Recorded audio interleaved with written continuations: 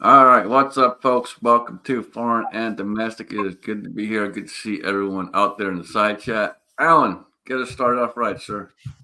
Oh man, gonna roll a little old school.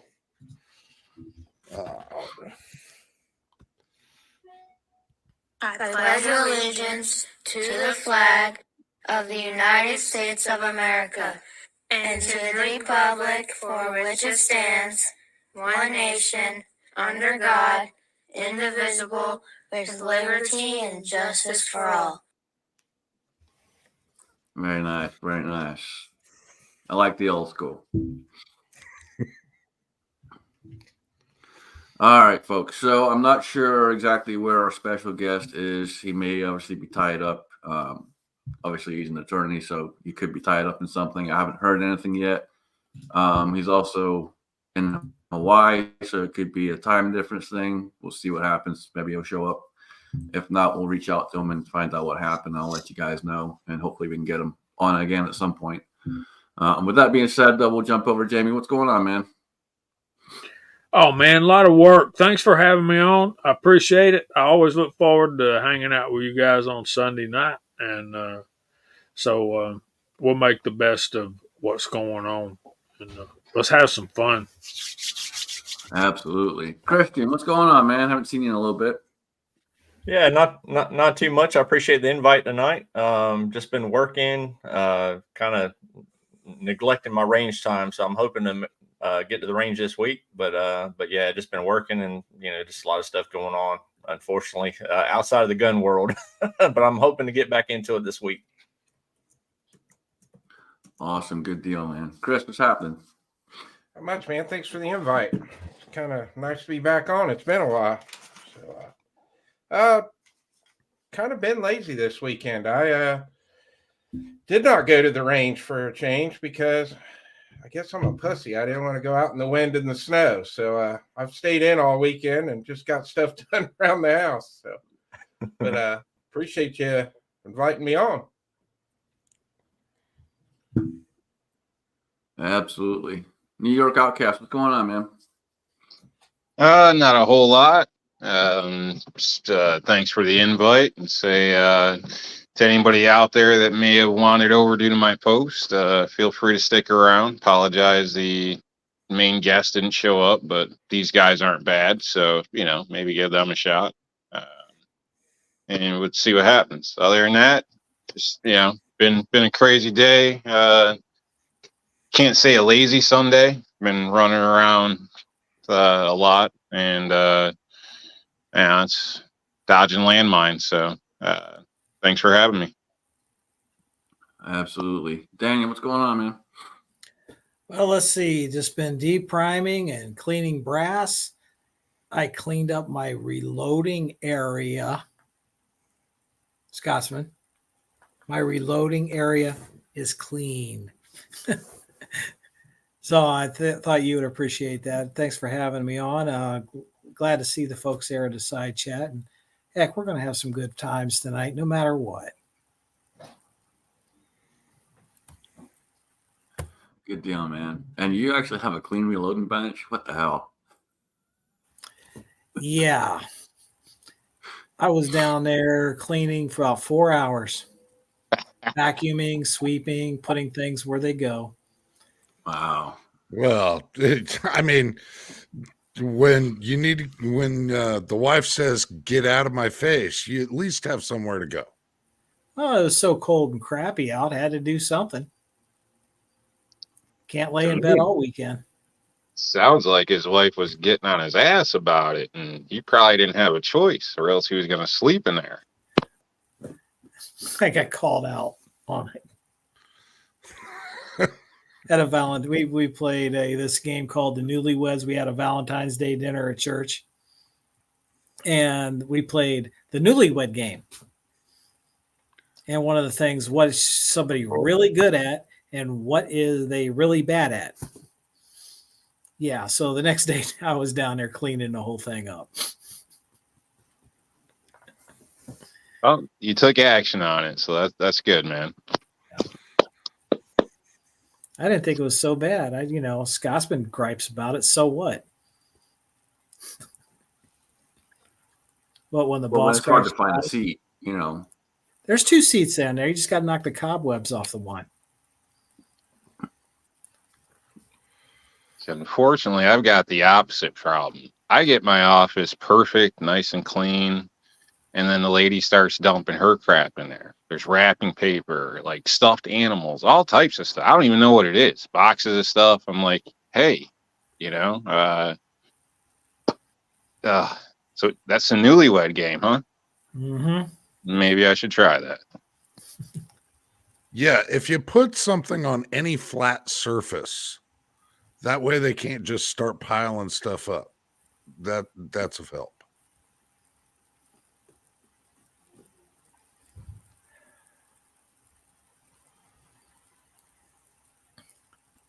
All right, Alan, who we got out there?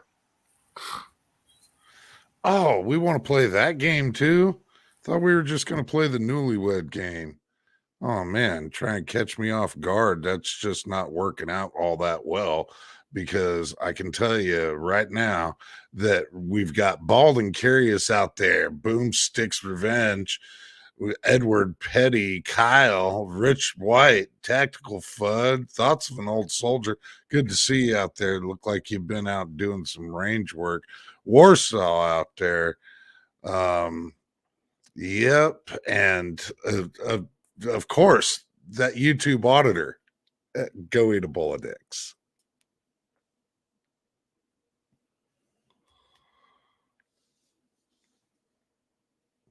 So, Alan, did you see Edward Petty's Smith & Wesson 500 video?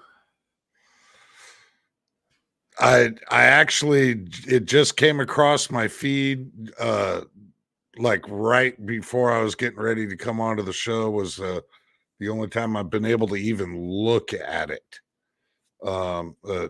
And no, I have yet to be able to catch it.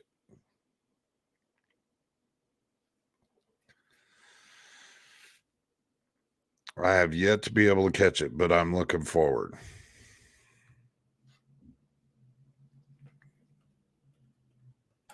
Just something to tease you, that's all. I know.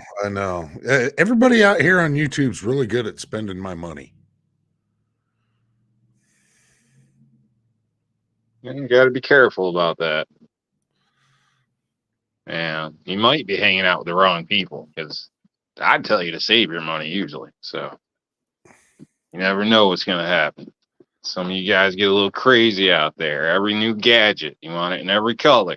You know, it's just, it's a little ridiculous sometimes.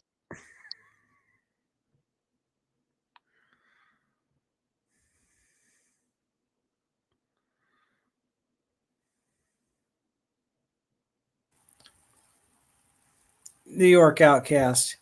You get around Scotsman, myself, or Allen. You shoot these CZs. You'll find out money is no object. Price is not. It's not even a question. Quality. I hope I get to that world someday. You got all the kids out of the house yet? Pretty much. Kinda. No, it's got to be yes or no. It's no kinda. If it's still kinda, you're still stuck in Smith and Wesson land. All right, guilty.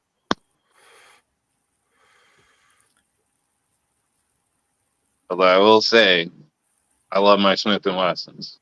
And honestly, you know, I don't think you should, I don't know, depending on what you're doing, you know, I don't think you necessarily need a $10 pencil, you know.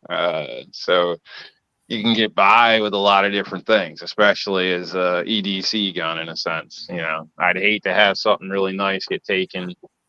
Initially, I started very first carrying a Colt 1911, so that wasn't a cheap gun, you know, and I didn't know anything and got ripped off at the gun shop afterward, and that's a whole long story too. But anyway, so you know, I started high, and then I went medium, I would consider, and I'm happy with medium, especially climbing under cars or in and out of buildings, scratching. I bump I don't know about you guys, but half my shirts have a little hole in them where I keep my gun. I bump into things all day long. Like that'll be the first area to wear out on a shirt for me is my sights. So I don't know. I'm not interested in pretty. Like, don't get me wrong. My M&Ps look pretty, but it's got to hold up to a bunch of abuse. Yeah. I'm not worried about. It's not status to me. It's function. I'll put it that way. That's way simpler. I could care less how it looks. Honestly, in most cases, it's how it works. Price, sloppy's good. Sloppy works when it's dirty, muddy. A lot of these tight 1911s are real picky. Any ammo I can pick up, I can shoot. That's what I'm looking for. Mm-hmm. And Smith & Wesson fits that bill, at least for me so far. Well, the main thing is as long as you get out there and practice with it. Very true. It don't matter what you're spending. If you ain't practicing with a gun and can't hit squat, you're just carrying a paperweight. That's right. Anybody can buy a surfboard, but it doesn't make you a surfer.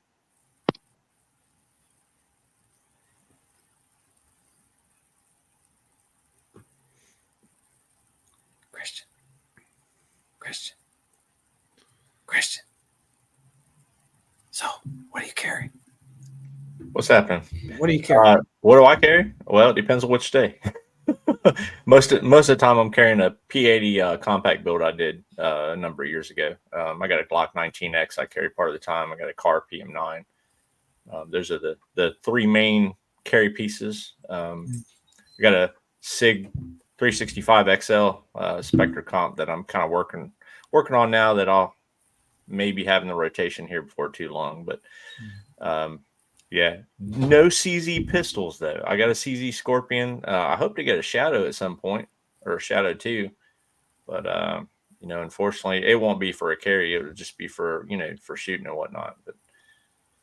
But yeah, that's those are my carry pieces. Pretty simple stuff. And like he was talking about with the my P80 compact build. I mean, if something happened, I had to use that. It's kind of one of those guns you can beat the crap out of, and at the end of the day, I don't really care too much. And it's a serialized. It wasn't an 80%. It's a serialized P80 frame, but it's always runs. It's just like a Glock. Works really good. Oh, Scotsman, you've really refrained yourself on that. I'm rather disappointed. We can't save everybody. To answer old soldier's question really quick, no, I haven't tried a 10mm Smith & Wesson yet. I'd like to. Obviously, I'd like to try all firearms at least once, but I haven't ran into anybody locally that has one to try. And in my area, they don't have ranges that you can go rent a gun or anything like that. So haven't tried that or the 5.7 by Smith & Wesson yet, or the new 22W HMR, something they got out. I'm not exactly sure what it is. I just seen a quick image one time. So nope, I'm lacking on that area. So no opinions. Chris, you might be best to answer this question. I think you use some of the Strike Industries comps, right? Yeah, he's probably talking about the mass driver that actually connects to your guide rod and spring. I think they make it they have a Gen 3 model and a Gen 4. It will work on any of the Gen 3 clones. It works. It's heavy. It puts a little weight out on the nose, and it definitely directs the gas upwards, but it will scratch up the front of your slide a little bit. So if you're one of those people that has to have your gun completely pristine, you're not going to want to put it on your gun, because all my guns have scratches on them from it. So, but it does work. It's reliable. I haven't had any issues with it. I've run it on my Kiger. It's actually on my Kiger now, and I've had it on my Strike 80 build, and yeah, it's a pretty cool comp. And it gives somebody an option that doesn't have a threaded barrel on their gun. No issues with any kind of ammo or anything. Mm-mm.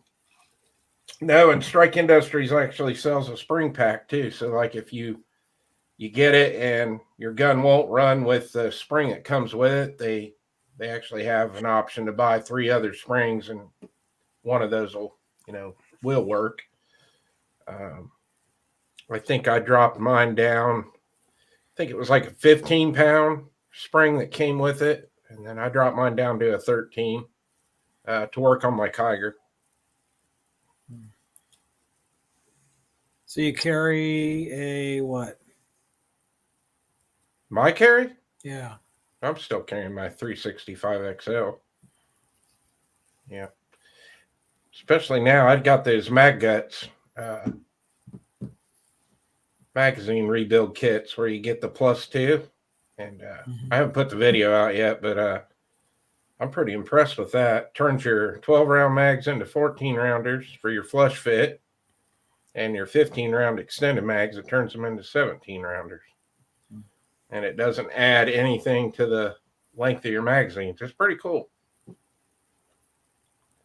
That comp you mentioned, where is it scratching your firearm? On the very front, like when you screw it on to attach initially, or? Yeah, just over time, the slide reciprocating, it'll just start to put a couple scratches right on the front of it. On the frame? On the slide. So you probably don't see it unless you remove it? Yeah, you won't see them unless you got the slide locked back or... Okay, yeah. I get people, I mean, I've had those I've got quite a few videos out on that Mass Driver comp, and they're one of my more watched videos. And guys buy them, and then they come back crying that their guns are scratched. And I'm like, it's it's a tool. It's going to get scratches on it. But yeah, some people are weird about that.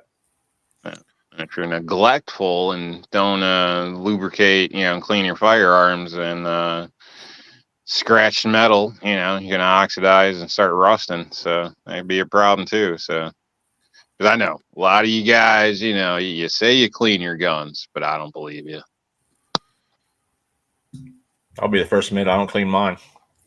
Not nearly as often as most people. I mean, I kind of just run. I mean, my carry pistols, I'll take them down and wipe them down, fairly often, but I don't do a full cleaning on them. And the rifles and stuff, I mean, shoot, I got rifles probably been a couple years since I cleaned them. I'll just sit down when I got free time, just kind of therapeutically break a couple things out and clean it here and there. But I don't have a strict regimen on that. I mean, stuff, honestly, most stuff is made to run for a long time between cleaning. So the big thing I worry about is corrosion. So I will wipe down the outside of stuff, like my old surplus stuff, like my Grands and whatnot. I'll wipe those down with oil, maybe run an oily patch down there. But anything else, all the modern stuff, I'm not doing all that with it. I can't fall asleep at night if there's a dirty gun. Pretty much how I feel. Yeah, and to each their own. There's a lot of folks like that, and hey, I've known quite a few folks that they every time they go shoot one mag through, they got to clean it, and that's fine. If that's your jam, so be it. But for me, it's kind of one of those things I found just over the years that I don't need to clean stuff all the time. But I'm not going to knock folks that do. If that's what floats your boat, do it. See, that's why my reloading area is always dirty, because there's all these dirty patches and they just start piling up. Yeah, my reloading area, it gets a little dirty and hectic at times. I try to do about every other reloading session I do, I'll try to clean stuff up, and I'll take a vacuum, clean up, any powder that got spilled and all that fun stuff. The way I look at it with firearms is, sorry, I'm going to cut you off. I'll just throw this point out real quick. Maybe something to think about or consider. I know, many of us have several firearms or whatever, but especially like your EDC or anything that's going to be within arm's reach of your house, which could be quite a lot of guns, depending on who you are and how you do things. But the way I try to look at it is, if the gun's clean, okay, do you know it's good to go? You have your best possible options if you do need it for a self-defense purpose. Dirtier the gun is, the more likely you're going to eventually run into a problem. And the last thing you want is a problem or anything not in your favor in a situation when life depends on it. So I know it might be extreme, and yes, there's kind of a holdover from the military, but the way I see it, it's almost like always having a full tank of gas, because you just don't know when the store's not going to be open. You don't know when the phone's going to ring at 4 a.m. and you got to go drive somewhere right out the, you know what I mean? You just don't know. And honestly, true on that, at a separate point, the gas cools your fuel pump. So if you're always on E, you'll probably go through fuel pumps quicker. Depending on the model of your vehicle, it's not cheap. That's all I got. Sorry. Jamie, you can still carry on. Cleaning my guns to me is like meditation. I actually really enjoy it. A lot of guys look at it as a chore. I don't look at it as a chore. I thoroughly enjoy it. There's something real satisfying about once you get completely done with that thing and you're doing the final wipe off, and just how buttery smooth everything feels. And it might be the chemicals that I use, but other than that, I actually really enjoy it. I find it meditative. Yeah, I enjoy it too. I just don't enjoy doing it all the time. I do enjoy it though. Like I said, it's typically one of those things for me. I would just grab a couple guns I know hadn't been cleaned in a while, or if I got a purpose. Sometimes there's a purpose, right? Like if I'm going to switch over to a different, load on a rifle, and I just want to, start with a clean slate, I might clean it up or whatnot.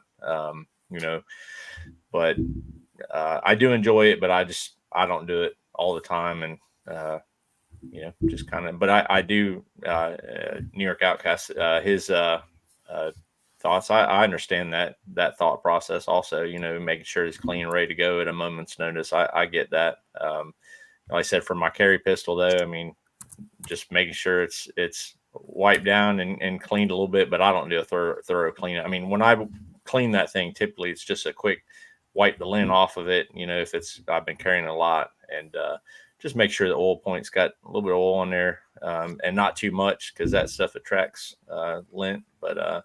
But my P80 compact specifically, that thing just freaking runs. I've never had any failure with it. Now I used to carry 1911 a little bit more, a 3-inch 1911, and that's a different story. That could choke probably pretty hard if it got too dirty, but not that P80 or that 19X that I got. Now I got a funny story about a guy that only believed in wiping the outside of the gun off. And there's two really great things about this story. One, he's a Glock owner. And two, it happened here.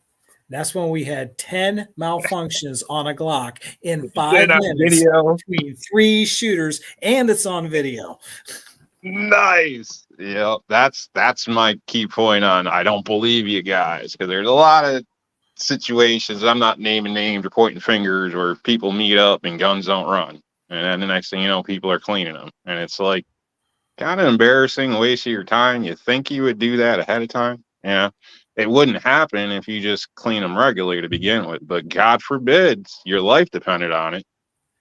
Oh man. Now I don't run Glocks, but yes, I do. I will pull extractors out and clean them periodically. You have to. It's a mechanism, just like anything else. It's going to gum up. Scotsman, what spring did he say it was that was completely gummed up? And when he pulled it out, the whole spring just pulled, because it was just had all that sand and gunk in there and grease. Oh heck, I don't remember, man. I just remember all the failures. I couldn't stop laughing, especially when he kept trying to blame other things, the magazines. This. Oh, that, you were in there too when it first happened to me, because you guys both on me about limp wristing. Right. And then he was trying to blame the ETS mags and all the rest of it. Every excuse he could come up with. Yeah. Well, even when guys do clean like their pistols, their striker fired pistols, they won't break them all the way down. They'll just field strip it and wipe everything off, lube up, and put it back together. And so, yeah, if you've never pulled a striker firing pin out of your slide, you should probably take a look at that and find out how much brass you've already got up in there, everything else. Yeah, you don't want to be soaking that down. But you definitely want to clean that crap out every now and then too. Because like I said, some guys just field strip when they clean, and because and consensus wise, that's typically the guys that see it as a chore to clean their guns. I like pulling that stuff out and going, man, can you believe that crap is in there? Let's get that out. Yeah, depending on the model firearm, it literally takes, I don't know, what, 5-6 seconds. I mean, once you're used to it to pull it out, so it's not, it's not a big deal. It's just knowing how to do it, I guess. So maybe 5 seconds is an exaggeration. I don't know, but it's very quick. So yeah, not a problem. Also, your mags.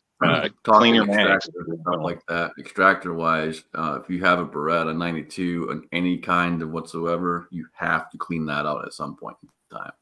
Generally, about every 5,000 rounds, because that thing will gum up and gum up fast. Other than that, they run like a champ. Definitely rip your mags apart and clean them. If you drop them on the ground, things like this. I do out in the woods. So there'll be pine needles, things like that in your mags. Over time, things can collect. Could even be pocket fuzz. So all that type of stuff, eventually could jam the follower up and lead to a malfunction at the worst possible time. So it's not something I do every time, but I do also clean my mags quite often. So actually, I just fill the sink up with soapy water, throw everything in there, clean everything up, pull it all out, lay out a towel on the table, dry it all, and then hit everything with CLP except for, actually, I hit everything with CLP, wipe everything down, put it back. And some people may argue against that. The drier it is, the less dust it's going to collect. And that is true, but it's kind of a catch-22 thing. And considering I clean mine out regularly, I don't mind, adding a little bit of lubricant. So obviously it's wiped down. It's not wet, but definitely, if you've never cleaned your mags, you should clean your mags. And mags are probably the most neglected part of a firearm, in all honesty, in my opinion. Probably. See, there was a new person out there, so thanks for joining us. Hopefully you enjoy the show and you're not one of them undercover auditors. So when you're cleaning your mags there in New York, which cycle do you use when you're running them through the dishwasher? I honestly would, but I don't. If I was like a bachelor or something, I probably would. I know that, cross-contamination, this and that, blah, blah, blah. But you figure you're running through on a clean cycle afterward, you probably get away with it. So I passed inspection in the past by sticking my receiver in the latrine sink and cleaning all that out with sand and putting it back together. Used the hand dryer to blow it all out the best I could. Soaked it. And matter of fact, I was the only one that passed inspection that day. So, and you can wash IBAs in the washer, even though they tell you not to. Obviously, pull the plates out, but if you got an inspection, you can screw around and scrub it with a brush and all that crap if you want to. Or you can just sneak down and throw that shit in the washer and pass.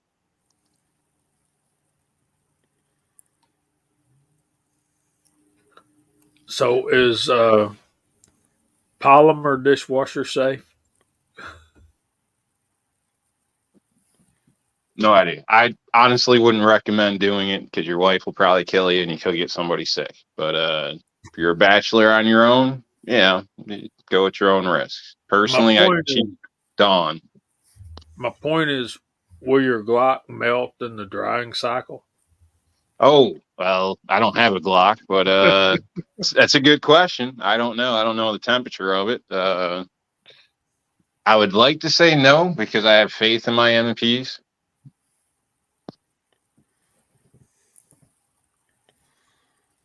Yeah. Never use stuff like brake cleaner, for Why not? goodness sake. Why wouldn't you want to use brake cleaner?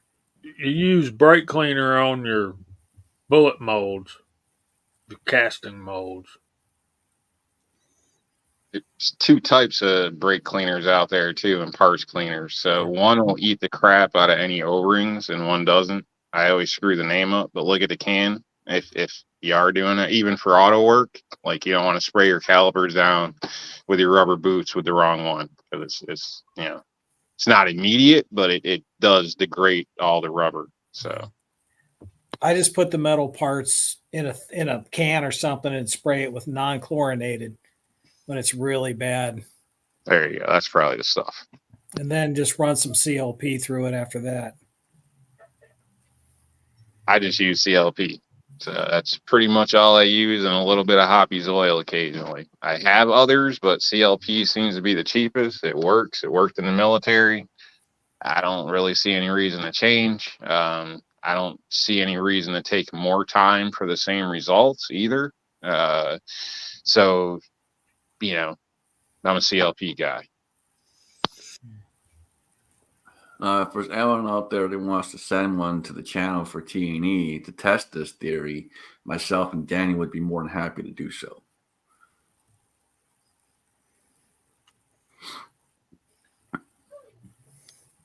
I don't know how happy his wife will be after we run it through the cleaner, but we can. Oh, my dishwasher hasn't been functional in 10 years.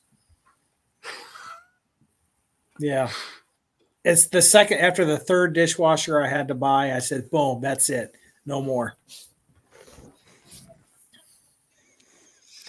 So we'd have to try other meshes. I do have a power washer, though, Scotsman.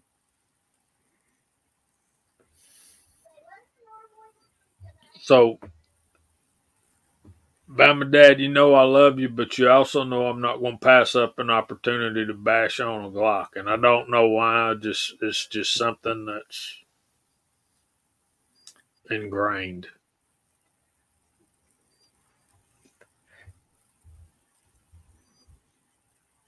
Quick question for you, Daniel. Are you buying the expensive fancy dishwashers? I just remember when I bought them, they were costing about $500 each, and no one would rinse their plates before they stuck them in there, and they'd just run them. And it's like, no more, I'm done. Good. I was just going to state I've purchased one so far.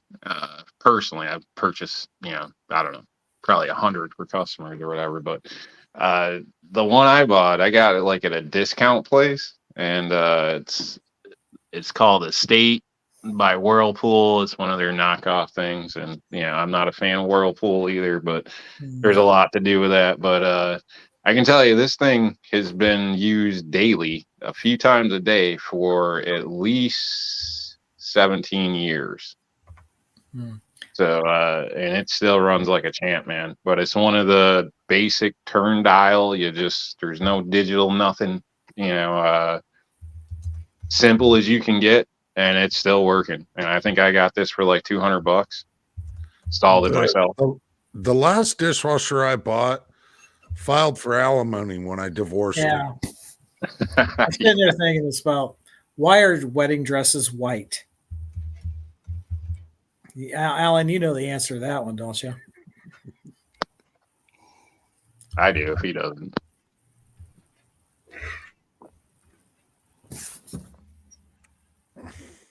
Alan, I'm waiting. Why are wedding dresses white? He don't know. I don't know. All the appliances match. Okay.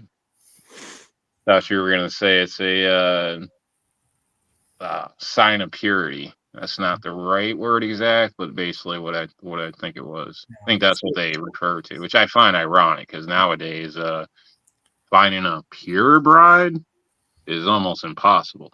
That's a unicorn around here. She might tell you she is, but you know how that goes. Well, the way you were talking earlier about buying a discount dishwasher, I was thinking, man, where did you meet your wife? Yeah, I got lucky, right? I actually snagged her out of the dollar store. But you gotta be looking at like, I don't know, some of these higher end stores and picking up the ladies that you're screwing up. You need to start lower and they'll be happy with a pair of socks for Valentine's Day. Yeah, I've heard her say that. Yep. Dating advice by New York Outcast. That's right. It's the most expensive place in town. It's only for an evening. But if you're at the cheap place, that's a keeper.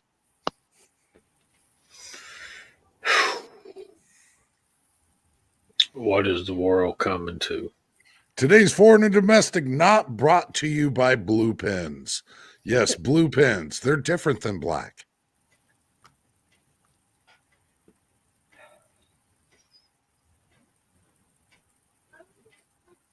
So you know why I hate to do it. You know why weddings are traditionally in June? 9 months after the longest night of the year. No, because back in the old days, old days, they the bride typically had a bath in May, and she wants to get married while she's still Fresh. fresh. Yeah, there is truth to that. Which is the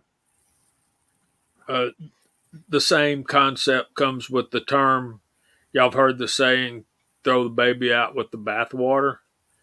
Uh, the man of the house took his bath first, and the galvanized wash tub, and so forth and so far down. Then mama, then the oldest kid, then the next oldest kid, and keep going all the way down to the baby there. Well, Daniel, you cleaned your reloading bench, and I think you need to come and clean mine. It has yet to see activity in the past 3 weeks. Oh, It's a sad state of affairs when my reloading bench is starting to collect dust. Or benches, I should say. Does he have the granddaughter there? Yes, sir. We got a new arrival, Mr. Gizzard Gary. What's up, folks? yes. What's everybody doing this evening? Good. What's going on, Good, Gary? How you Gary. doing, man?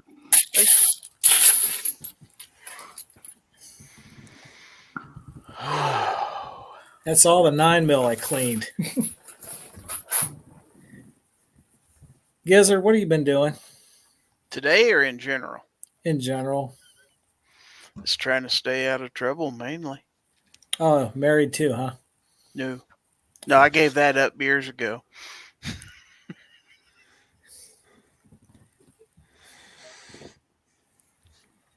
So, Montana Musings Outdoor Channel. I've never heard of a rock slide. Anybody heard of rock slide? Yeah, when you're taking that highway heading down south of Florida, there's signs on the side of the road. It always says "Beware rock slide." I've heard something about it. I believe G23. Yeah, G23 did a video on them. Yeah, which I think wasn't positive, but that's an example of one. I'm not sure the experience, so maybe it's something you should go check out. Whoever asked, and again, that's just one sample or one example. So I couldn't tell you yay or nay by recollection. So I can tell you this: if he actually has a good rock slide, it's a unicorn, because that is one of the worst slides you can buy. They Ooh. are prone to crack and everything else. So Yeah, that's what I remember hearing about those is that they were definitely prone to cracking. Oh yeah, back when people were building, when polymer 80s, when everybody was building one, those slides were getting sent back constantly. I was about to say they make a really nice rock chucker reloaders, but I hadn't heard of rock slide loaders.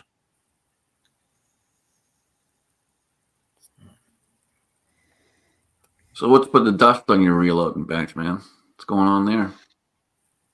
Just 70+ hour weeks, just kicking me in the backside.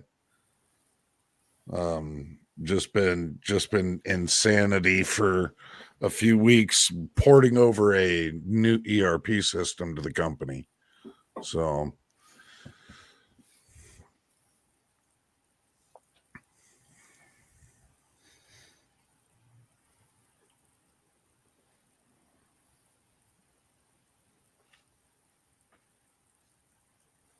but it's about getting to the point where I'm going to start chucking up some more here, because I'm bugging, and I'm going to end up starting to do some more shooting on a regular, just because, well, I don't care if I have to go at lunch.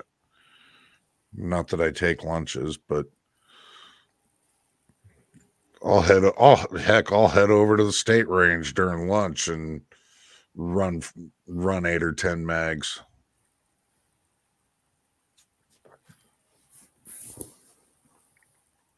That sounds like a good lunch right there. I would concur.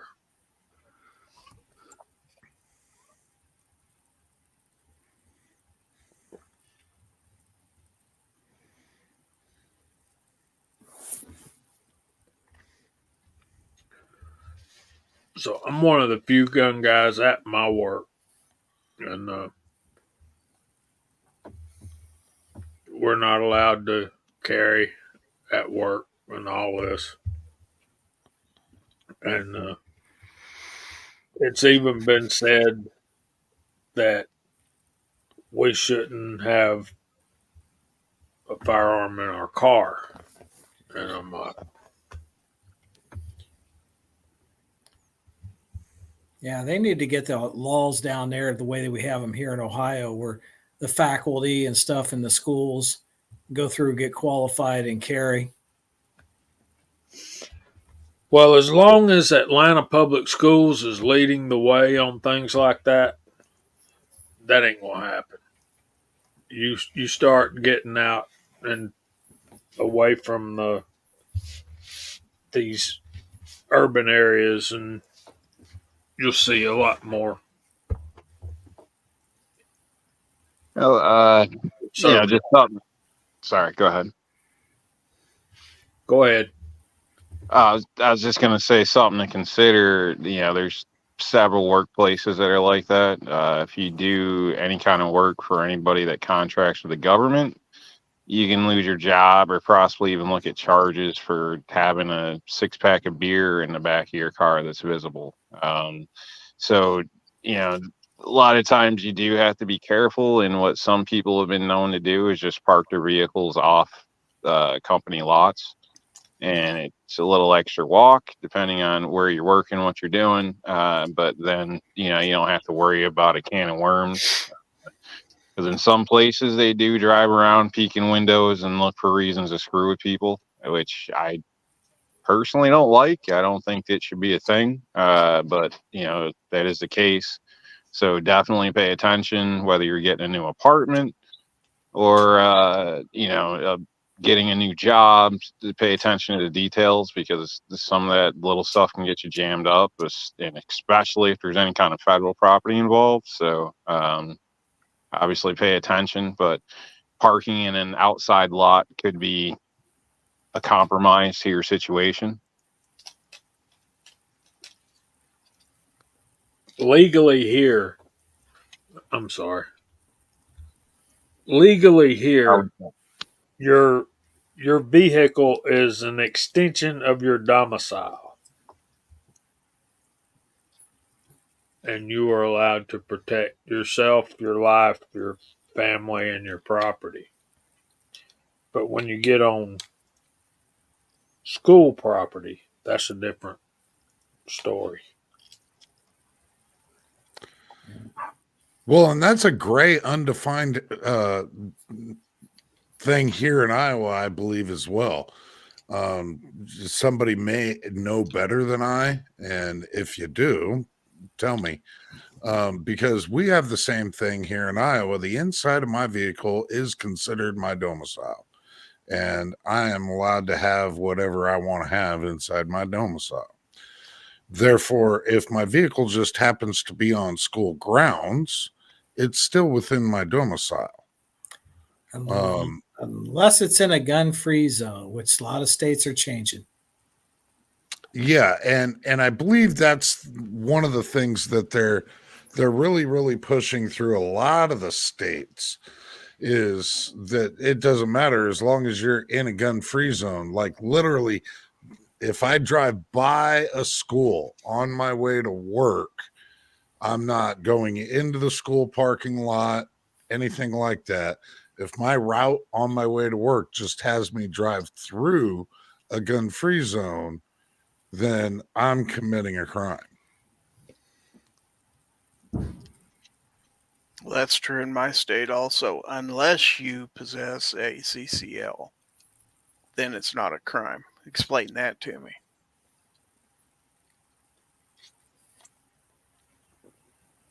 Yeah, it's pretty crazy, especially if you're unaware you're near a school zone or something, or not exactly familiar with the area, looking for an address somewhere or something. That's kind of a crappy deal. So I'm personally not a fan. I'd like to see teachers are people. We all had the right to self-defense. We're legal citizens, whatever, firearms owners.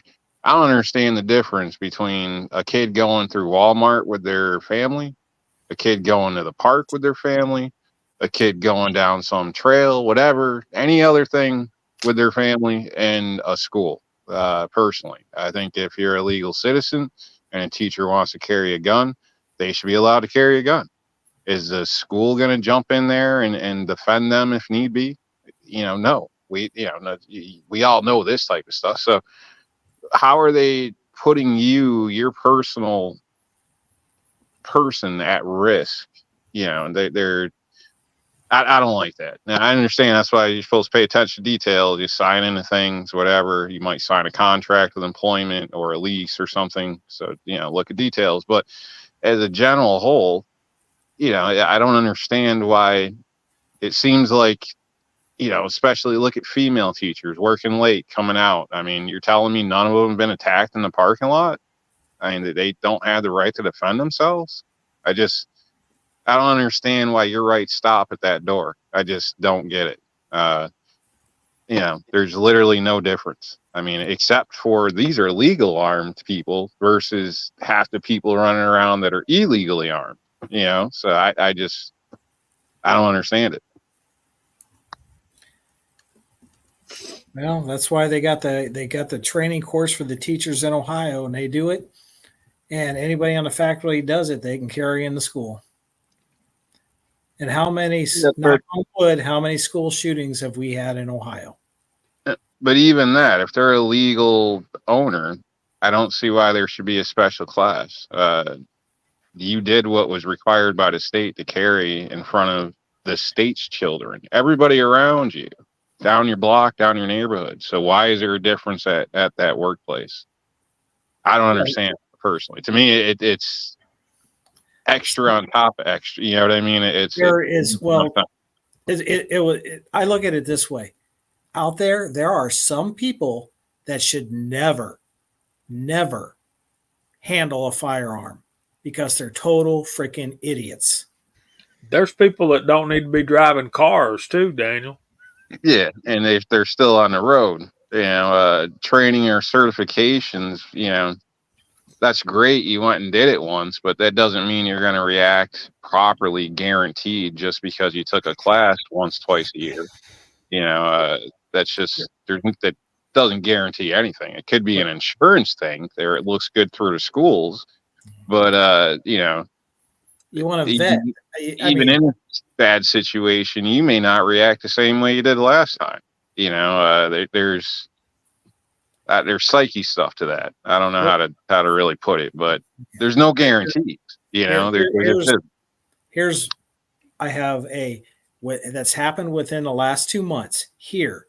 A guy wanted to get qualified for the church security team. Oh, I was in the Marine Corps, la da da da da. I know how to shoot and everything. We go out here to go through the qual courses. He pointed the gun at the people, me, the other guy, and the instructor. Negligent discharge. Because he's one of these people that uses hands. Well, it's like boom. And there was a third thing, but it's like he did 3 things would get him kicked off of any gun range. But I mean, that was as far as vetting the people to see if they even should handle a gun until they learn how to handle a gun. I can understand an interview process, and maybe even on the range or something like that to get an idea. Is a personality going to fit? Stuff like you just mentioned, do they seem to have control of their weapon? Can they hit the target? A general type thing, but I don't think there should be that's like a job interview. I guess you're showing you can do what you're saying you can do responsibly. But you're going in there to protect people, pay for a class, whether it's a teacher carrying in a school whose job is to protect the students, or in church security, you got to prove that the safety, the proper handling of firearms, and also be able to hit the target. So that's why they have the teachers go through a safety class. They have to prove they know the safety, the proper handling, and they can hit what they're aimed for. And if you don't have those things, you do not need to be in those positions, because you're going to hurt more innocent people than you are going to stop somebody. So what you're saying is I shouldn't just go get myself a shotgun and shoot it out the second floor window into the sky, and that'll scare them off and run them away. You're saying I shouldn't do that? Well, that guy that went ahead and tried that defense, that didn't work for him either, because the judge threw the book at him, as if I remember right. Even after listening to that old guy that kind of falls upstairs. So, in essence, what you're saying is training is not really training, it's an audition. When you're going to qualify for either a school security, whether you're a teacher carrying a gun, or church security, the audition is to see if you get put on the security team. My point Training is to get you to that point so you can audition to see if you're going to pass the regular law enforcement qualification test, which is the same test nationwide. And if you can't hit them targets, I'm sorry, you don't need to be carrying it as a security person. That will now disqualifies half the 80% of the policemen on the police force everywhere. Because they only qual once a year. That's a lot of them. That's all they shoot is once a year. Yeah. Well, yeah, I used to see it all the time. They would come in 2-3 weeks beforehand and try to practice up. It was bad. Yeah. Oh, that third thing was the finger on the trigger. So when he did that negligent discharge, that wasn't the only time he had the finger on the trigger, when he wasn't getting ready to shoot downrange. And then he had the negligent discharge when he had his finger on the trigger, talking like this. Yeah, I can support like an audition, but I don't necessarily support a class for state. Maybe after you get the job, they might want you to do something every once in a while. But in theory, like I said, the average teacher is the average teacher. They could be you, me, whatever, in a sense, or whatnot. If you're cleared in public, is public. There's kids everywhere. So that same guy that claims he's, knows everything. I mean, he could be the guy next door putting shots through your wall. He could be the guy that's pulling a gun on a dog or thinks the situation's bad, and all this goes on. So that's a risk we take in society to have to be armed. Freedom has risk. Now you're talking two different things. Well, you have on the the right same to hand, own a I'm gonna gun, period, transfer it without over. zero training. But if you're I'm going going to to be in the transfer that security, over to the school. If you're not a security guard, you're a teacher that wants to be able to defend themselves from some badass kids that want to beat your head in, or somebody that comes in to shoot up the place. Why I still don't understand. You should be disarmed in a classroom. If you're normally an armed person, I don't necessarily think you need training for that. If you're talking about somebody that specifically walks the halls of monitor, then that would be different. If you're putting on the mantle of being security for those kids, yes, you are going to have to audition to prove that you are. Security is security, though. A teacher is not security. Yes, they are when they go through this, because they're the only ones allowed to have a gun besides, well, now you got a police officer that are in school. Okay, that's the problem. They're armed, and the teachers are armed, and they got to prove that they're not going to be a hazard to those kids. Right. Carry permit here in Iowa, carry permit has a couple of different classifications. My particular carry permit is a non-professional carry permit. And then you can have a professional carry permit, and that permit permits you to carry in a professional capacity. Our state's similar, but it's a little different. You get a permit to own one in your house, go to the range. You can apply for another permit, the blue one, which goes to work, which is easier. So police officers, anybody security will get that one. Or you can go all the way to full unrestricted, which is just like basically what people would perceive as an officer, excluding school zones, government buildings, stuff like that. So that's the permit I have. You can't just get that permit. You got to start with your initial and then jump, go you can skip the middle if it's not a work thing and go to the other. But I mean, that's similar too, but in a sense, if you're cleared to carry in public, there shouldn't be any difference. The teacher, they may not be roaming the halls going after the bad guy. You may have a security person in the school to do that. Their job, the teacher, would be to secure their children in their room. And, if it was me, I'd want a teacher to fight for my kid like they'd fight for their own. And if they're not willing to, I'm not comfortable sending my kid there. It could be a dog on a field trip, could be anything. I don't want you just jumping back, standing out of the way. I'm a non-violent, whatever, conscientious objector or whatever you call it. Like, if that's the case, you shouldn't be allowed to have responsibility of other people's children. I don't care if you're the guy next door. If your kid stays here, something's going to happen to me before I allow anybody to hurt them. That's just what it is. I'll be dead before. I can't stop accidents or something, but that's what the other parent would entrust in me. That's what I would expect in return. And now you're forced to send your kids to these buildings where, in some cases, the teachers won't even fight for themselves. And I know I'm jumping around here, but this whole topic just, I don't know, bugs me. But well, the way they do it here is they got to take a class, and then they got to prove that they obey the safety stuff and they are proficient with their weapon. And that way they're covered under insurance and everything else with the school, where they can carry, the teachers and faculty can carry the gun in the school. And that is a deterrent.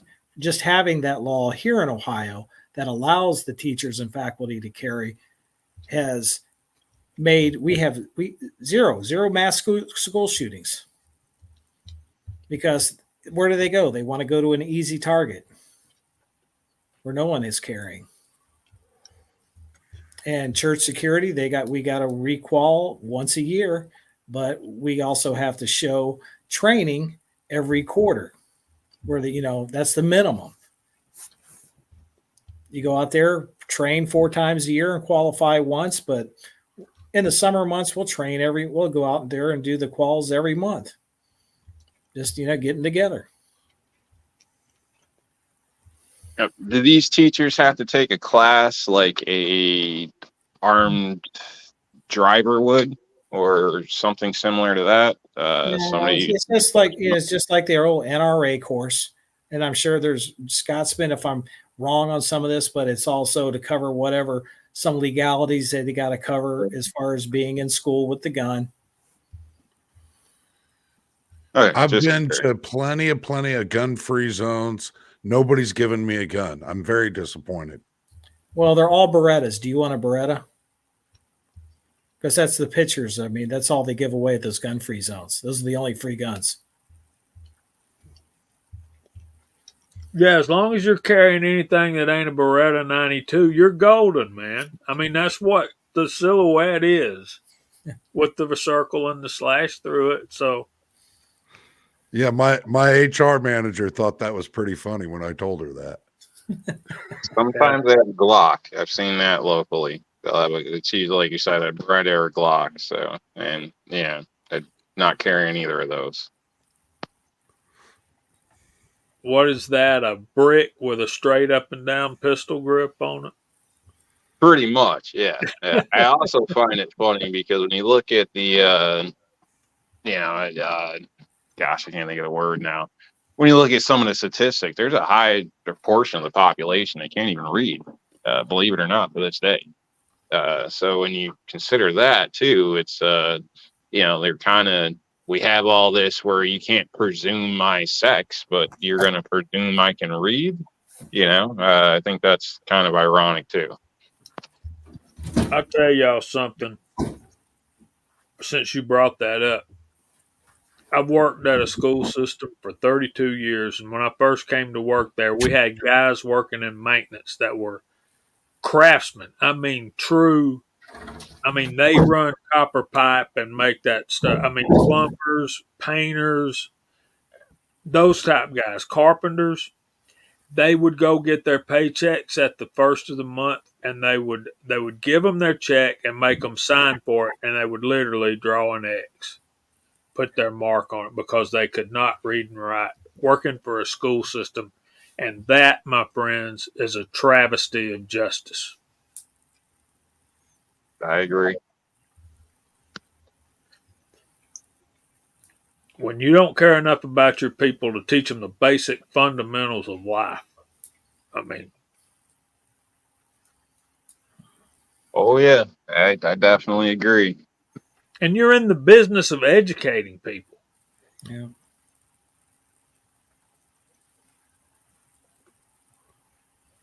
It made me mad, then it broke my heart.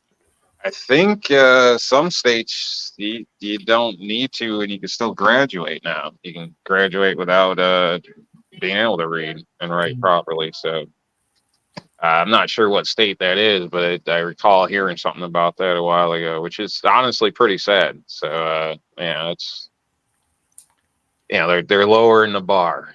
I'll put it that way, which isn't good. They're dumbing down society. Well, it's all about pumping numbers through. That's all it is. Yeah, about graduation rate. That's a big deal for school systems. QBE, ADA, average daily attendance, QBE, and your graduation rate is pretty much, and test scores. What happens is teachers teach to the tests, and therefore increase their test grades. They're on those standardized tests, and that's how they get their raises and promotions. Yep. You nailed it right there. Thinking. And anything else is a crutch to get you along the way.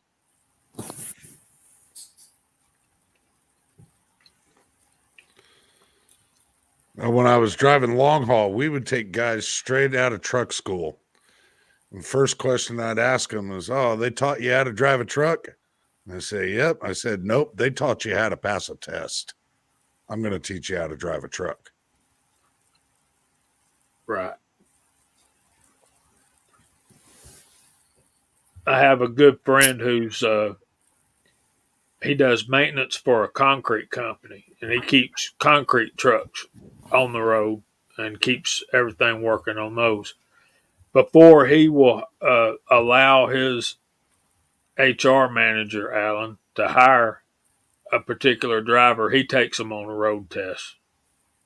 And that's exactly what he's talking about. Yeah, you graduated school. I'm going to see if you can drive a truck. You ain't driving one of my trucks if you don't know how. Got a tip for anybody out there that may have issues reading, or the speed of your reading with comprehension.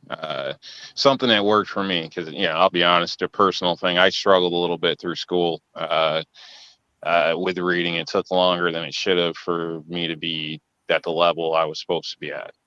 So one of the things that seemed to help was watching your favorite show with closed caption, no sound, and you really want to know what's going on, so you focus more on it. It's something you want to know. So if you have a kid struggling with anything like that, it's a free, easy, cheap idea. Sure, they might be pissed about it, but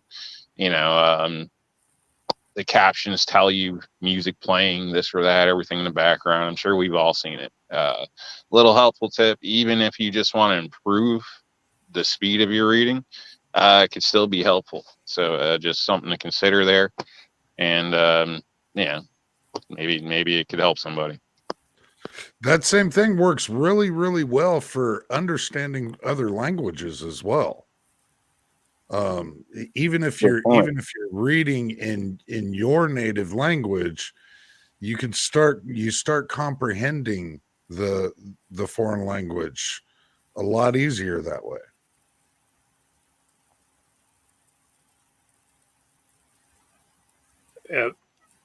Vanessa brought up a good point. So is C&T Designs. He nailed it. Dumbing Down of America. And so did Abigail. Yeah. Is it the student not being able to read? Is it the student or the teacher? I think. And one of the guys up there, I forget who. And for some reason, my computer won't let me scroll up. But anyway, so I don't want to miscall who said it, or so I'll just won't. But yeah, you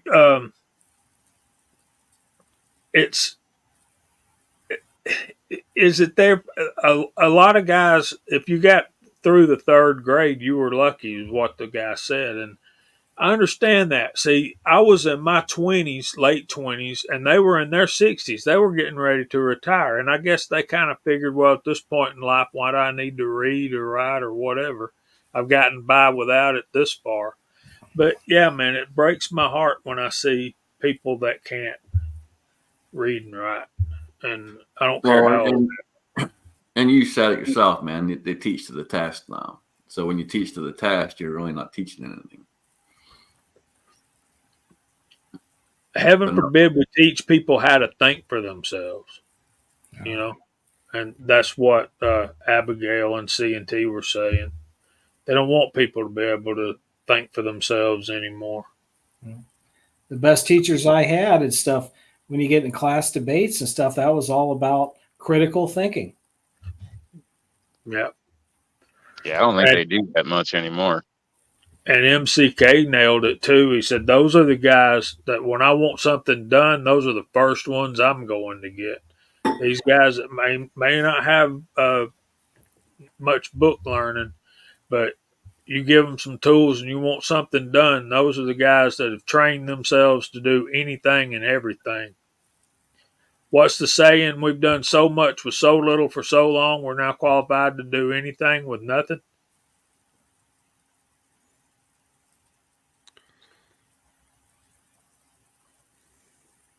That's another problem. that just popped up there on the thing is, people don't know how to do basic math either. I make a game out of it. When I hit the register, I already know what it is. Tax everything. I might be off by like a penny, two maybe, but I already know what even bottle deposit. I got it all figured out. But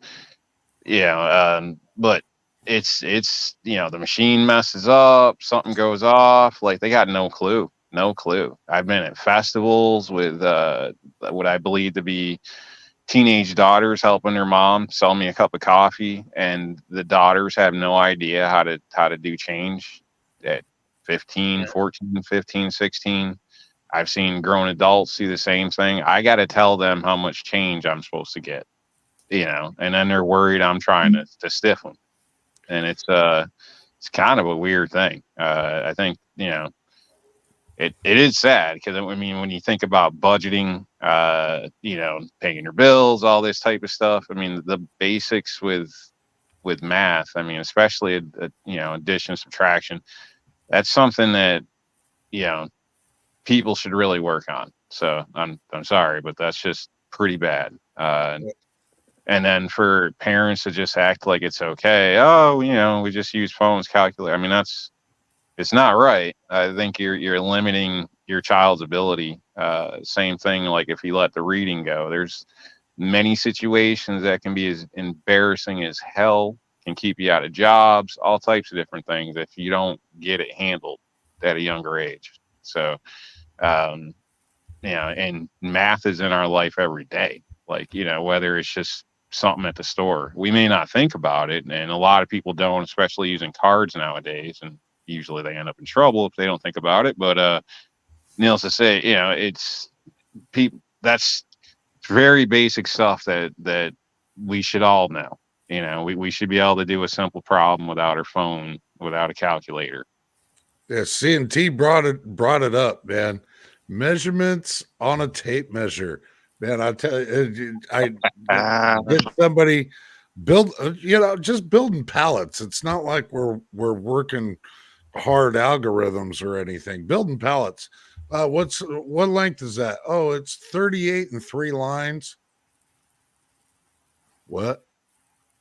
Yeah, 38 and 3 lines. It's got 1, 2, 3 lines past the 38. Yeah, the little line after the big line. Hear it all the time. Yeah, me too. Me too.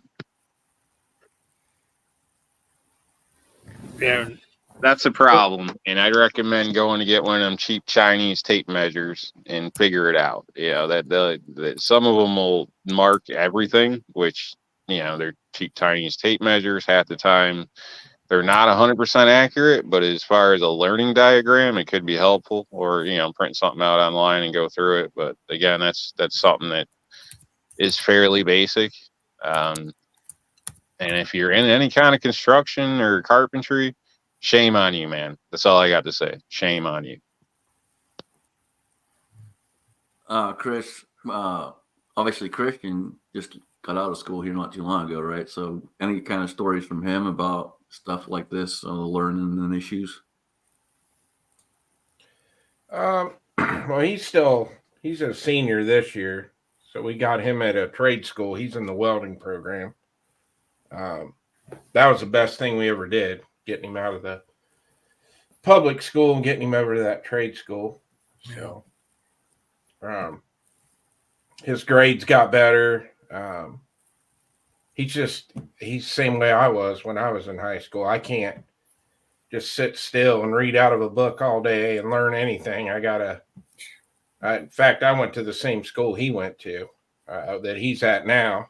But that's the best thing we ever did for him. I mean, he's got 3 or 4 welding certificates already.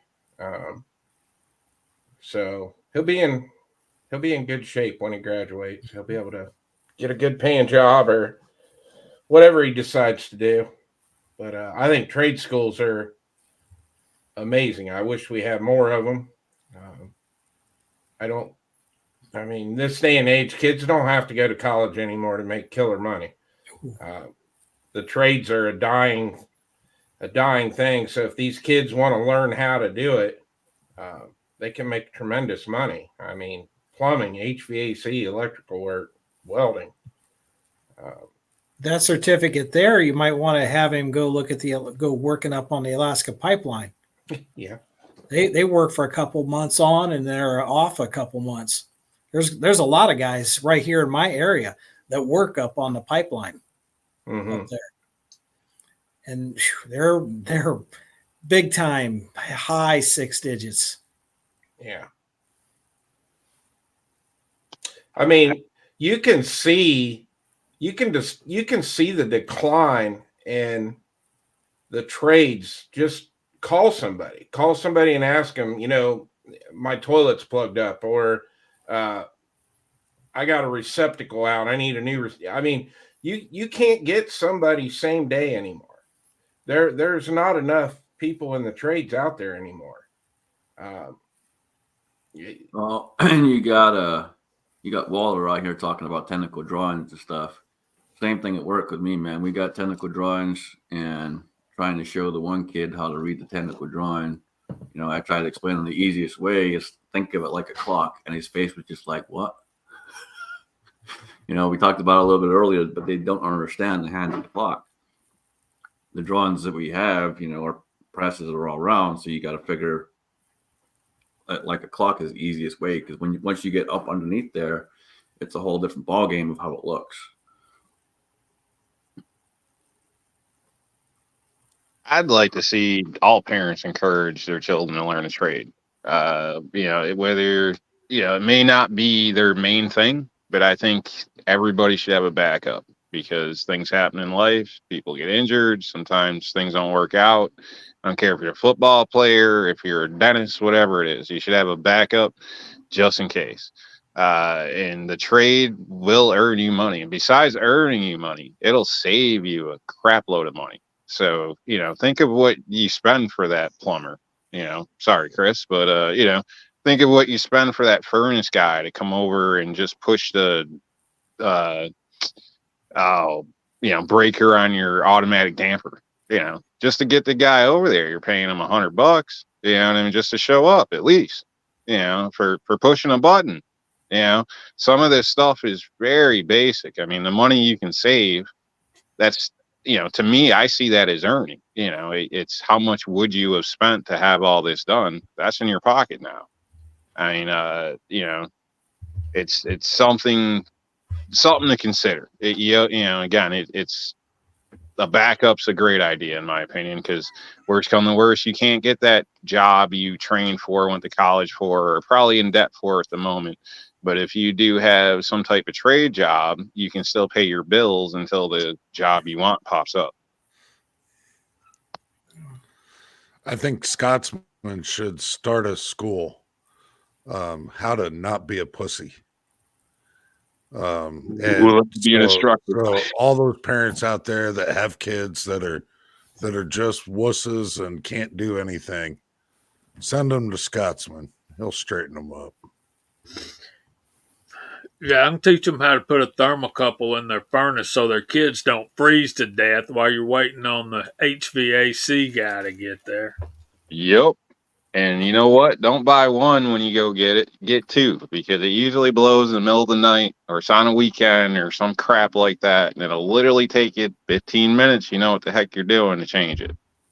Most of the time they go bad during the summer when you're not using it. And then when you go to fire it up in the fall, my furnace won't come on. What am I going to do now? Yep. You're probably going to freeze to death.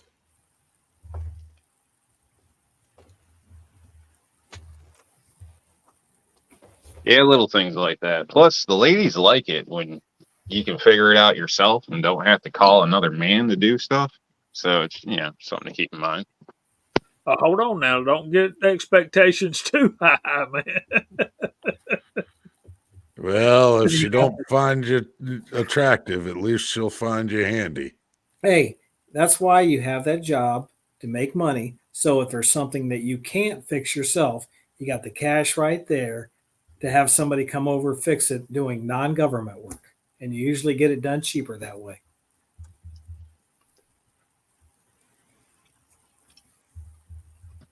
Yeah, Chris, what's the going rate for getting a thermocoupler thrown in? I know you can pick them up. I get mine for under $10. Oh, I'd say nowadays, I'm not in the HVAC field anymore, but I would say that $10 thermocouple is going to probably get marked up 30-40%. So you're going to be 15-20 bucks for the part. And then you're going to pay a minimum of an hour. So probably the cheapest you're going to get that done is about 120, 130 bucks. If Nowadays, it's on a holiday or middle of the night, you're going to probably pay that plus an extra 50 to 100, I would say, for call out. Realistically, $200. Yeah. for something that you could have gone to Home Depot and picked up for under 10 or about $10 and done in 15 minutes. And 30 to 45 if you don't know what you're doing and you have to figure it out. Y'all are up over my head. I don't know what in the Sam's hell a thermocoupler is. That thing can be like $1,800 fucking dollars. It just, I mean, yeah, your thermocoupler went out, man. That's going to cost you $1,800 just for the part. It's going to be 4.5 hours in labor, and we charge shop rate $220 an hour. My ass would be like, you know what? I'm freezing. Fuck that. See, that's your first student right there, Scotsman. So that guy that's charging all that, he's just down in the basement making YouTube videos, banging on a pipe once in a while.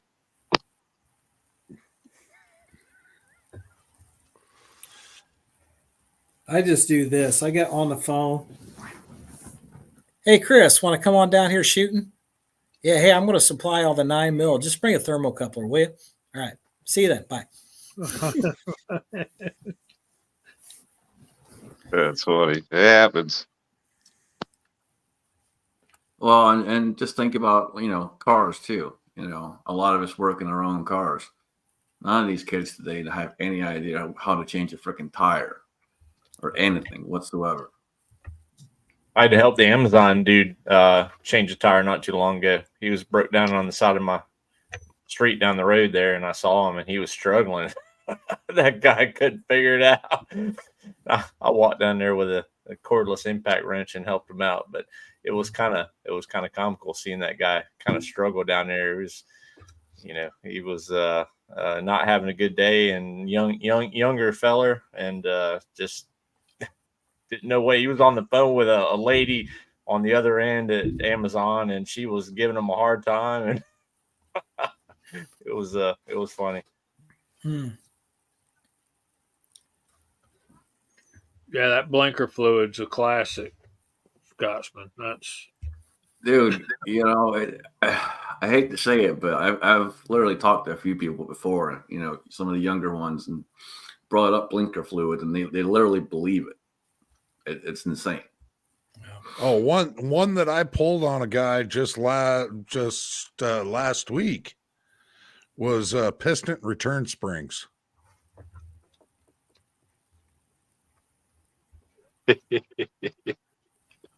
You guys are bad. You're doing this to people at work or what? A gal that works for me, her son was asking me about something. He wants to soup up a Honda. So oh boy.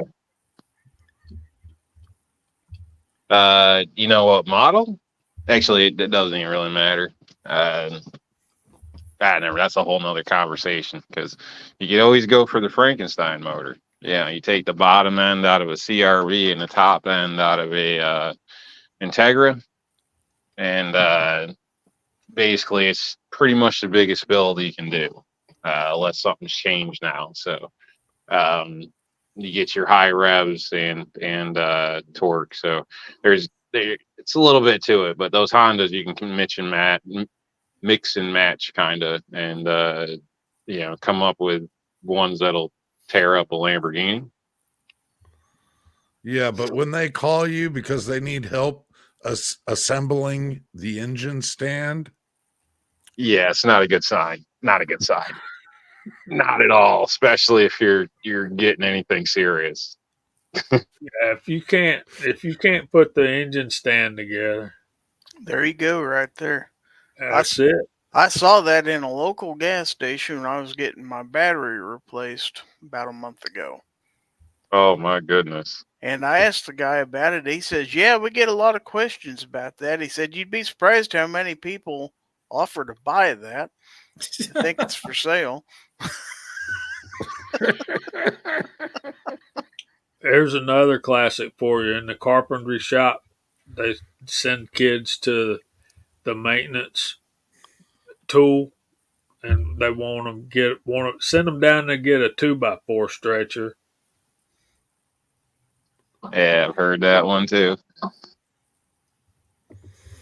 The one we always like to do is go to the basement, and you watch these people walk all over the place trying to find the basement.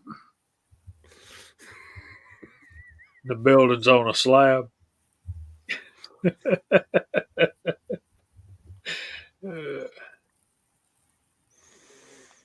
Well, they say hire the handicap. They're fun to watch. There's CW Longshot and knot hole. Let me tell you, one of my favorite things is donut holes, but technically they don't exist. They're air. So I bet Chris from the 740 can relate to what we're talking about. The old guys that couldn't read and write and do math, but they could run that copper, like make it look great. Thread pipe, you know what I'm talking about. Yeah, the one that always amazed me is going in these houses when you tear out all the old cast iron soil pipe. Like, man, those guys were hardcore. To pour them lead packs, and man, it's just, you almost hate to cut it out. You're like, you know how much hard work had to have gone into just a 10-foot section of that cast iron, the weight of it. And yeah, it's amazing. It's a work of art, man. It's a beautiful thing. But I tell you when it's not a beautiful thing, Chris, is when we went on our second mission trip to New Orleans after Katrina. I spent a day and a half under a floor, a section of that 4-inch cast iron drain tube had actually rotted out, and I had to do something about that. Uh, we finally wound up buying those Band-Aids with the bolts. And when you're in a situation like that, getting any customer service from somewhere like Home Depot or Lowe's or anywhere, I mean, everybody's in there. There's not enough customer service in the world after a natural disaster. There's just not. Plus, the help there, as we've been talking about, a lot of times they got no clue either. You'll ask them about something they don't know, and then they're going to take off, go ask somebody, and maybe, or they just disappear on you. So that's another problem I see across society today. People in departments, and they have no clue. I can understand if you're filling in or something, but there should be that guy that knows what he's talking about. There's one place around here you can go to, a True Value, and I know the guy by first name base. I can go down there and be like, I need one of these. I don't know, and he's like, yep, right here. Bop bop, put this here, this there. There you go. Yeah, and I'm like, all right. Can't tell you how many times I've come down there. Some of the clawfoot tubs where they got these older fittings that you can repack them, all this stuff, the valves. And I'm like, any idea where I can get them? Sure, we got them right here. They got everything. So, it's more money over there, but you're in, you're out. Home Depot, I'd be there for like 2 hours, and they probably don't even have it. It's not literally 2 hours, but a waste of time when you're on the clock. Time's money, and quicker in and out is a better way to go. But it's definitely a problem for the average homeowner person that really has no clue of what's going on. It's not very helpful when your staff is as clueless or worse than the person they're trying to help.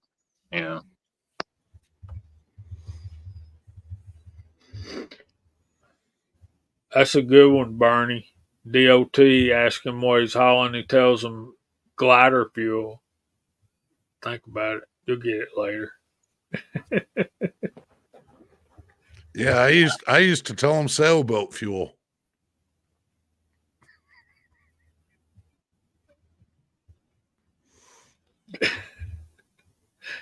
Wind, baby. Wind.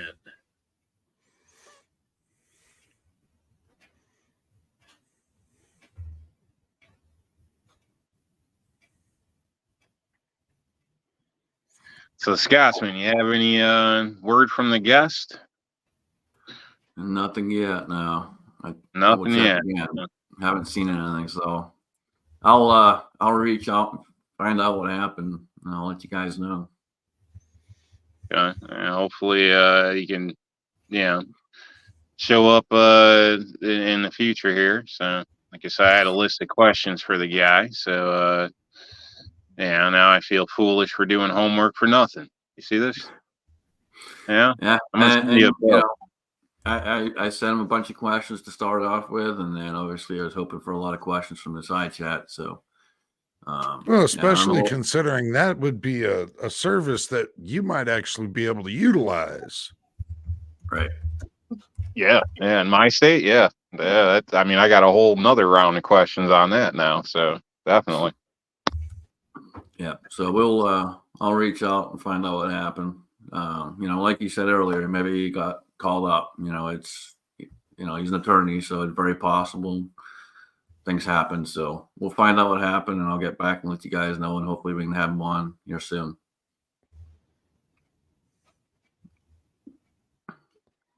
That's so cool, Mom and Dad. You actually could get help back in the day. I miss them old hardware stores. We used to have them in every small town around us, and they're all gone now. Yeah, you could actually talk to somebody that knew what you were trying to do and get you headed in the right direction with the parts that you really needed. That And it if was they really didn't nice have when you what were. you needed. If they didn't have it, they would come up with some weird contraption that would end up accommodating the form factor of what you're needing to accomplish. It might be 4 inches longer than you need, but it'll work. Well, that it was always nice when you're out working on a job in the middle of nowhere and you knew you could go to whatever the closest small town was and they'd have a hardware store. That was one thing I enjoyed about it. Yeah. Sometimes I get lost in those stores. In that same situation, I'm just like, wow, it's like a kid in a toy shop. You're like, look at these. Like, I haven't seen these ever in so many years. Like some of those old hardware shops, man, they're awesome. Like just to go wander around. Because they have a lot of other crap other than hardware. You could walk in one of those places and be like, I haven't seen one of those since I was a kid. What's this? It was almost a miscellaneous store that sold a hardware. So, go ahead, Chris. Chris, I'm sorry. Oh, no, it was just one thing that was cool about them old hardware stores too is when you went there to get parts for something, they always had ammo in those little hardware stores. You could walk out there with some shotgun shells or 22 ammo. That was going to be my next question. How many of you guys live in a town now that has an Ace Hardware and the Ace Hardware has a gun department? Yep. Ours does. Yep. I mean, they got a couple shells with some ammo on there. I mean, they don't sell firearms, but they got ammo there. So that's, and the prices ain't too bad either. I mean, they're higher than, online prices, but if you need some ammo, they got it. Does Royal King count? Or, was there country scores like Tractor Supply? This is Royal King. We have an RKO here. They sell guns and ammo too. Yeah, we have a bomb guards. They sell ammo. My Ace Hardware has a full gun counter. They're a Glock dealer, they're a Smith & Wesson dealer, they're a Rossi dealer, and a Henry dealer. That's awesome. Right there. No CZs? No CZs? And why not? It's just another tool. I don't know, man. Too Gucci for the hardware store. Could be. I haven't seen firearm stuff in the hardware stores here in New York, but that's, it's New York. Pocket knives, plenty of stuff like that. But the good thing is at the one place, a lot of times I'll get cookies. That's kind of cool. Lady at the register a lot of times, I don't know if she makes them herself, brings in cookies, but I leave that place with like 3-4 cookies a lot, to the point where I almost got in trouble with the lady one day. So, and then she went in and she didn't get no cookies though. Mom and Dad, I've still got at least 2 guns that I bought from Western Auto when they were in town. They've been long gone from here, but I have 2 guns that came from Western Auto. Well, again, like the big tractor supply stores, the big large farm stores, they're the ones that kind of closed out a lot of those small town hardware stores. Yeah, Home Depot and Lowe's, Tractor Supply, Rural King up there. Now everybody bitches about the horrible customer service they get at all those big stores too. Yeah, but they were so much cheaper than the little mom and pop. Well, you pick your poison, people. They are, but you don't get the service like they stated. The small place that I go to, they know me by name. If I, need a toilet ring, a gasket, they know what type I like.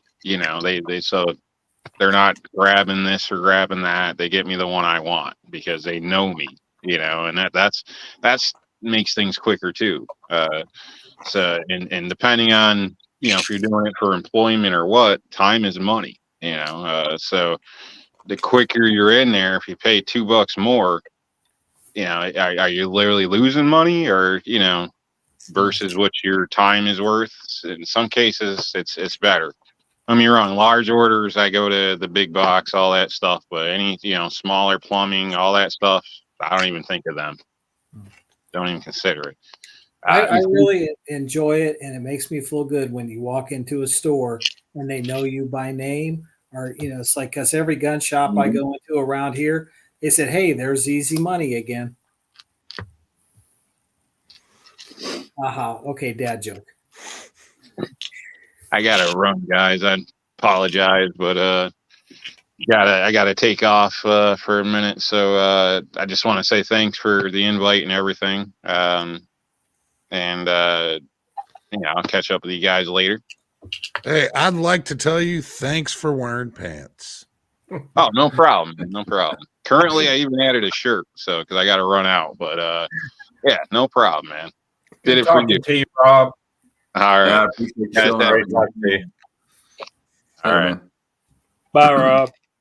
Bye, Jamie.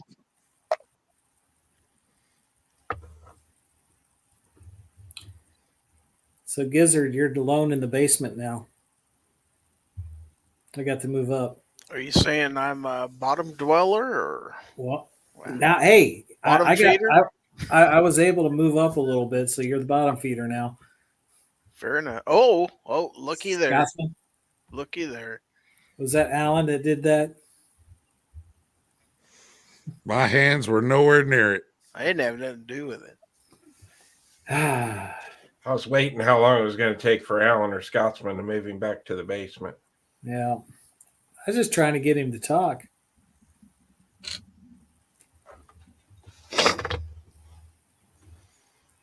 Yeah, I have a Ted Williams old 22 rifle, Mark Thomas. I thought Sears sold the Ted Williams stuff. They did. Ah. Does anybody know who Ted Williams was? He's a baseball player for the Boston Red Sox. Greatest hitter that ever lived.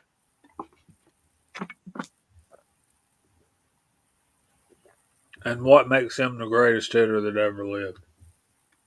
Let's see. He's the last guy to hit for 400. Hit a home run in his last at bat. What else do you want to know? That's enough. He said he was the greatest hitter that ever lived, too. Yeah, if you don't believe me, just ask him, right?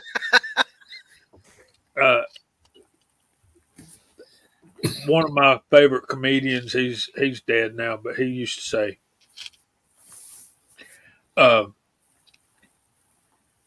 who has the most hits in baseball history?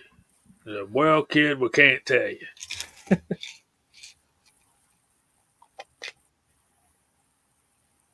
Christian gets it. Nobody else does.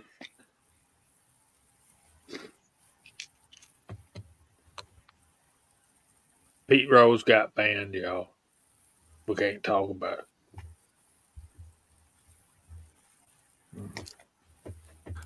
So, Gizzard, you still have your old Sears and Roebuck.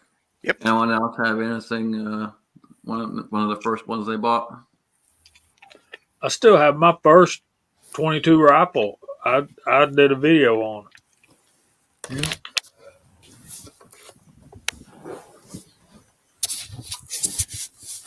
Yep. Edward J.C. Higgins was a Sears brand. Yep. There's my first one, an old Hawken. And I made that in school, and I got an A. In shop class, no doubt.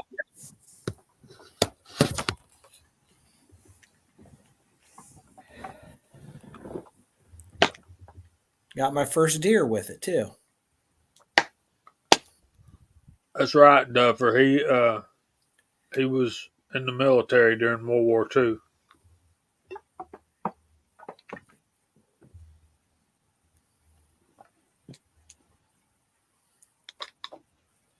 And Pete Rose wasn't. Just saying.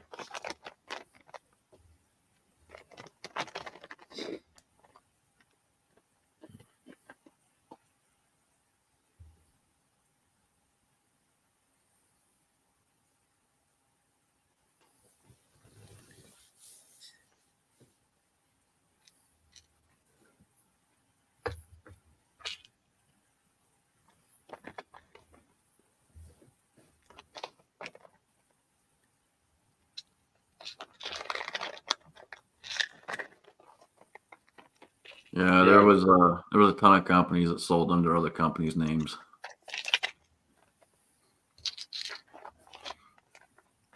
Marlin, Savage, and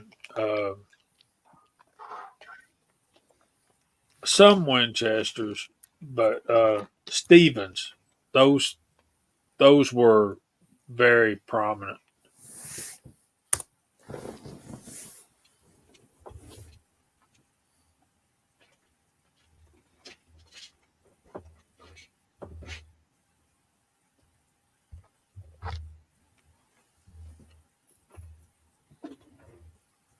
Don't everyone speak at once. I know my folks bought me my shotgun from Sears probably in the early 70s. And a couple of years before that, they'd bought my dad one. It was a Winchester 1200. Come to find out, basically, they're both basically the same model shotgun, just with a little bit different hardware on them. But both of them built by Winchester. So, and I have both shotguns now. So.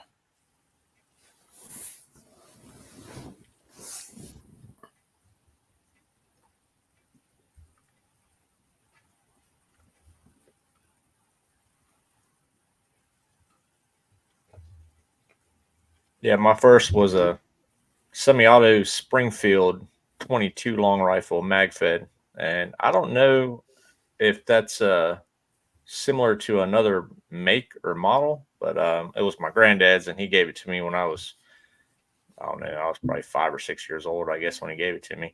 Had a crappy old Weaver scope that was so clouded up that you couldn't see nothing through it. But I still got that thing. Well, technically I gave it to my youngest daughter, but I had to swap that scope out with something else. I think I put like a cheap Tasco on it or something. But yep, that was my first ever firearm. Was that old Springfield 22? I was going to ask you if you left the Weaver scope on it for. Yeah, no, I mean, I think I have the Weaver in a box somewhere, but gosh darn that thing. I mean, you couldn't see nothing through it. It was, it probably, when it was new, it was probably fine, but, just age and stuff. I mean, that thing got so clouded up. I mean, it looked nice and nice bluing on it and stuff, on the scope, that is. But yeah, worthless as a scope, that's for sure. All right, folks. Before we start going through the room, today is the anniversary of Mr. Holster, and Alan brought it up. So yes, here's one of his hats, and there's another one right there. So if you guys haven't had a shot from Mr. Holster, take a shot from Mr. Holster and take some time to remember him. But that's 4 years today.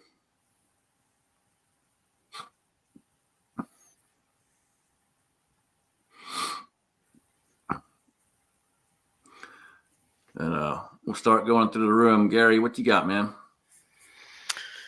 Oh, I got the last of my SHOT Show videos coming out this week. Also, a few knife shorts on my channel. And, of course, Foul Territory Friday nights at 9 p.m. Also want to thank everybody that helped me get to 3,000 subs this week. Appreciate it. And thanks for having me. Awesome, man. Congrats on that. Good job. Thank you. Christian, what you got? Well, appreciate y'all having me on tonight, and congrats, Gary, on your 3,000 subs. I saw that. This week, just hoping to, other than work and whatnot, is a little lighter, but I'm hoping to get the range and work on the SIG P365.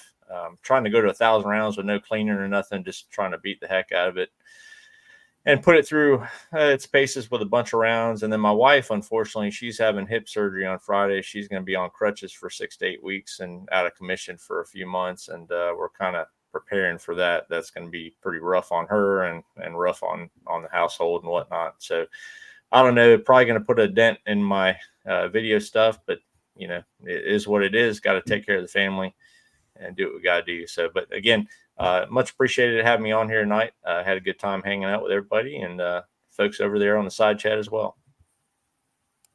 Absolutely appreciate you, man. Chris, what you got?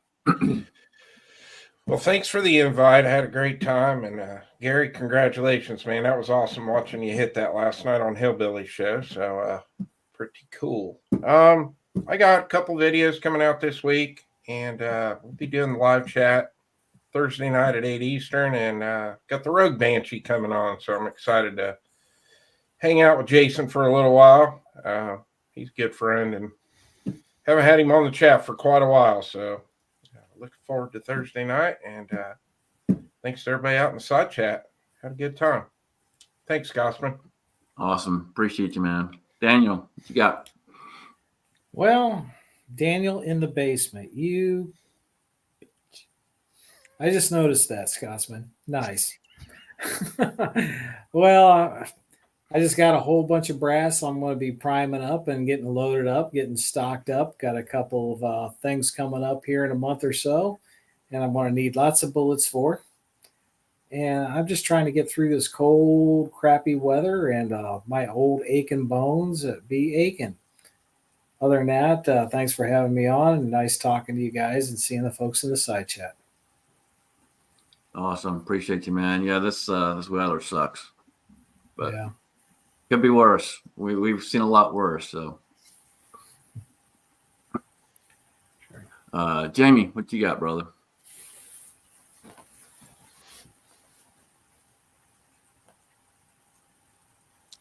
He's got a muted microphone. I do. I have a muted microphone, and I'm working, trying to get ready for a grandson. And man, I like this hat better every time I put this thing on. So That's pretty awesome. Check us out Friday nights, 8 o'clock on the Georgia Shooting Connection channel. I hope to have at least 2 videos up this coming week. So hope y'all watch them. Thanks for having me, Scotsman and Alan. And you guys are a ton of fun to hang out with. Thank you. Absolutely, man. Appreciate you. Again, guys, I'm sorry. I don't know what happened with the guest. Again, I'll reach out and try and figure that out. But we still had a good show. Lots of good comments from you guys out in the side chat. Lots of good discussion. So appreciate everybody out there. With that said, to the side slipped a long ago. Alan, take us out right, brother. Oh man, thank you all. Thank you all for being here. Great panel, nevertheless. Absolute great panel, nevertheless. If you missed my video last week on how to make a grilled cheese sandwich with a Remington 870, it's because I didn't post it. But in continuing with the food idea, it was a request from New York Outcast. How to mix a salad with a Remington 870 will be coming out sometime this week. So keep an eye out for that, but don't hold your breath. But what you need to do is keep them magazines loaded and one in the chamber. Woo!